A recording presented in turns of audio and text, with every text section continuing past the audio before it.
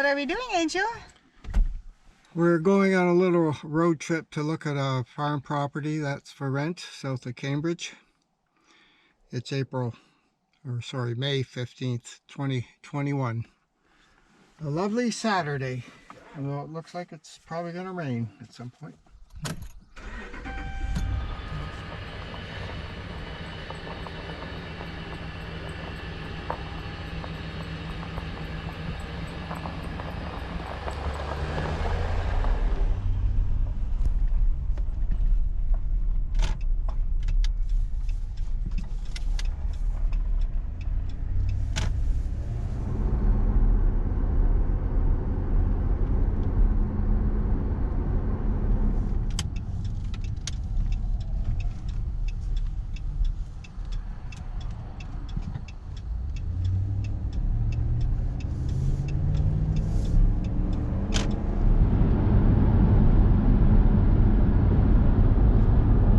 He did a cover crop, huh? Very nice.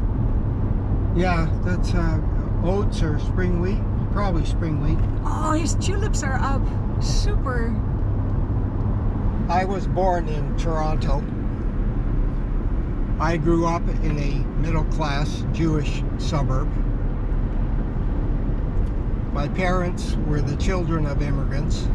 My grandparents had come from Russia and Poland in the early 1900s to Toronto. My parents grew up during the Depression. That marked them their whole lives.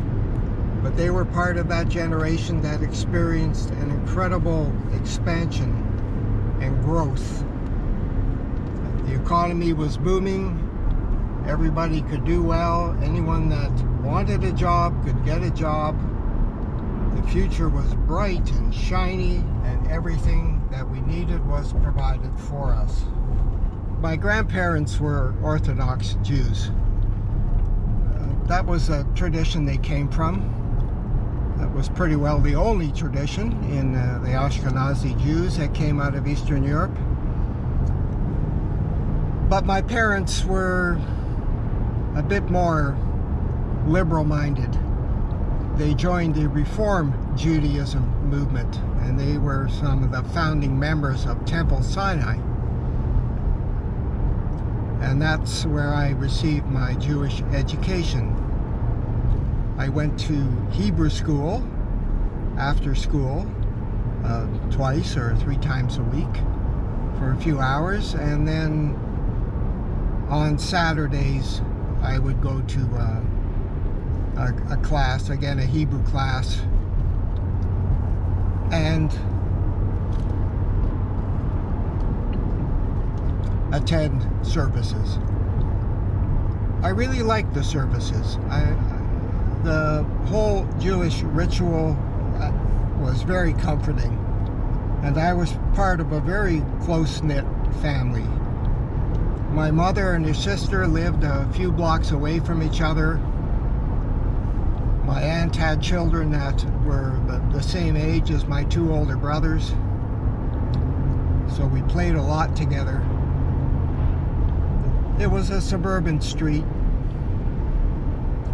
I knew everybody on my block. All the kids played together, whether they were Jewish or Christian or even Chinese. There was a Chinese family on the street, the Wongs.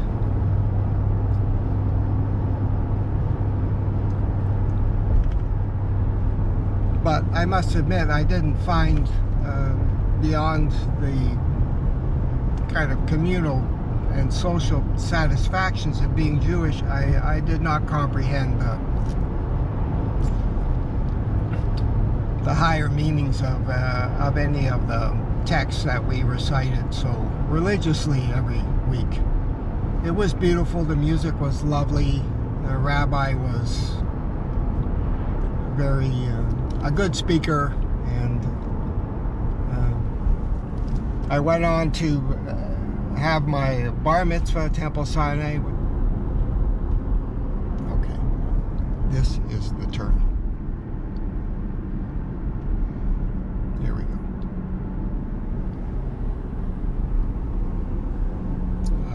No, this is not the turn. university at the University of Toronto. I was a good student, so I was fast-tracked into a pre-medicine program. 2 years that led directly into medical school without having to get a degree first or do anything else. But in my second year, I began to experience kind of an existential anxiety about life in general and asking tough questions like, who am I? And why am I here? And why am I doing whatever it is that I'm doing? I ended up taking a year off at the end of my second year. Rather than going directly into medical school, I spent a year traveling. I went to Europe, North Africa, back up to Sicily, Italy, Yugoslavia.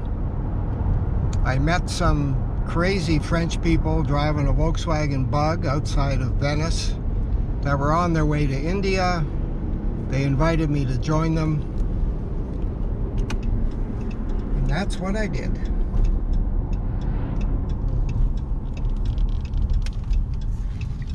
This is not the right road. Okay. This is not the right road. I can't multitask. I can't talk and navigate at the same time. I gotta turn at the Guelph line. Yeah. It's Road 43. It's a paved road. Yeah.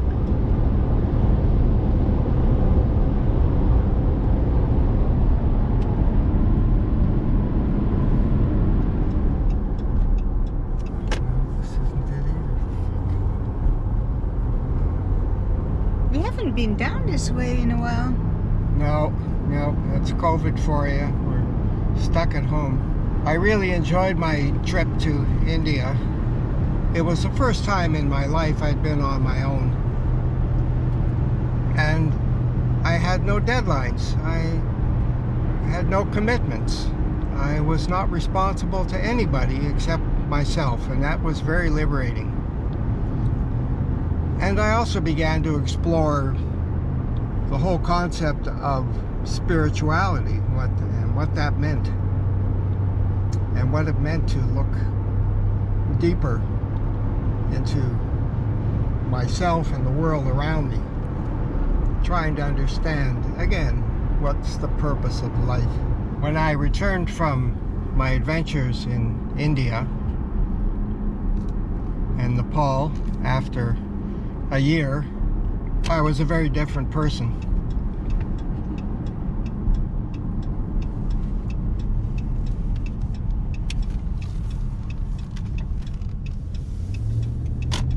I still had a lot of questions, but at least I felt that I was on my way to discovering something worthwhile, something that had meaning. I ended up going back to medical school in the fall, mostly because I just couldn't imagine what else to do.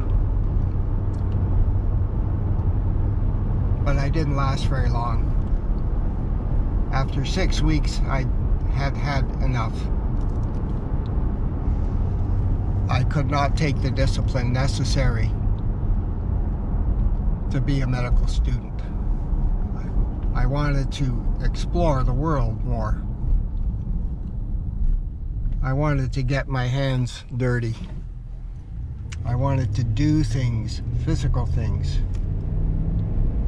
I wanted an adventure. I ended up living in Eastern Ontario for several years. It was a marvelous experience. I was part of a group of young people of similar intent who were leaving their career paths and their regular lives behind them and exploring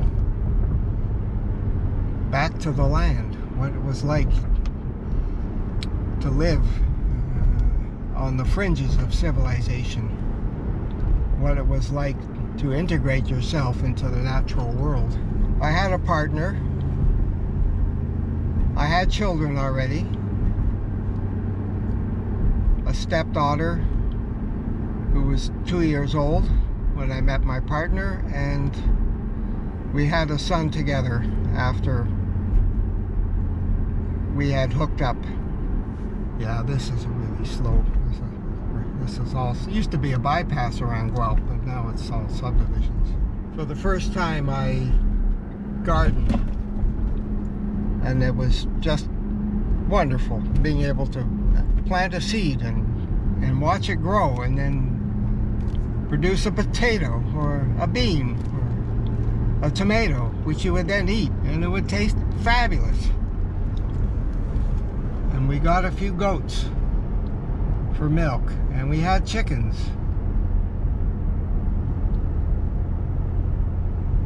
And we grew marijuana behind the back shed from seeds that came in all the Mexican bud that was coming into Canada at the time. And it was a great adventure, and there was a real community of people that shared the same ideals. What we were doing was imagining a different future.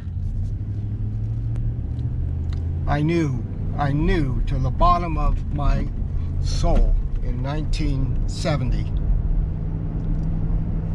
that civilization, as it was currently being expressed in North America, was on a path of self-destruction, inevitable. Yes, it might take a while to get there, but it was disaster for sure in the cards.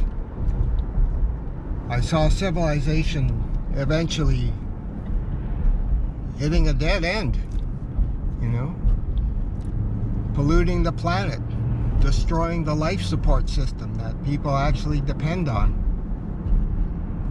becoming engaged in endless wars. Oh, I was on Twitter today, Angel, and you don't want to know what is going on in Israel. It broke my heart, and I saw a couple of street interviews with Jews, Israelis, and what came out of their mouth, sweetheart. I think I want to renounce my membership. It was really painful. Oh, why don't you stop for a second? I gotta check my directions. Kill all the Arabs as the final solution. The final solution. Yeah. Yeah. Carpet bomb and kill all those cockroaches that are living, that we have forced to live in poverty and overcrowded conditions for the last 50 years, or 60 or 70 years. How long is it?